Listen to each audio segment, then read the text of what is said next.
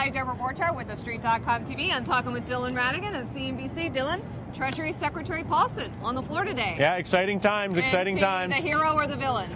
It's unclear. I don't know that I'm qualified to make that judgment at this point, but I think you have to look at all of the facts because the answer could be a little bit of both. Okay. If you go into history, you will see that as the CEO of Goldman Sachs, he was one of the folks who testified and pushed at the SEC to allow for more relaxed standards for the assumption of risk. Yes, self-regulation. But even worse than that, or even more than that, he was one of the ones that said, listen, allow us the ability to go 40-1. Allow us the ability to take more risk. We have figured out a way to spread risk around the world such that it will not have negative repercussions. We've got fancy computers. Let us do it.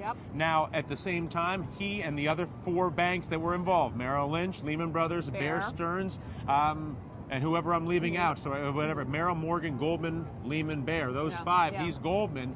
All of those executives running those banks were then in effect allowed to take the entire bank and go nakedly long the housing market. The risk of that naked long now unwittingly to the taxpayer pushed onto the taxpayer. They were then able to bonus themselves hundreds of millions of dollars by being nakedly long the housing market. It doesn't take a rocket scientist to get nakedly long or nakedly short anything.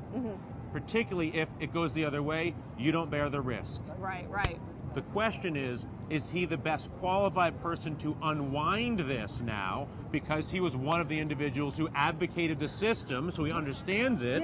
Or is it outrageous that somebody who was an advocate of the system is now given the authority to disassemble it, not to mention to do it in secret? In other words, the Treasury meeting with the bank CEOs has no transcript. There were no shareholders there. There's no record of that. And if you look even at the most recent publication of Treasury documentation, while the document is nice and transparent, the fees paid from the Treasury to the Bank of New York, the fees paid from the Treasury to Simpson, Thacher, and Bartlett are blacked out of those documents. I do not know why they are continuing to keep secrets in the meetings and black things out of documents considering the recent history. So much for transparency, right? Apparently it only goes so far, and it only matters when it doesn't involve you. It's a little bit like having the insane asylum run by the inmates, right? Yeah, you could look at it 3 different ways, whether it's the insane asylum run by the inmates or the arsonist in charge of putting out the fire.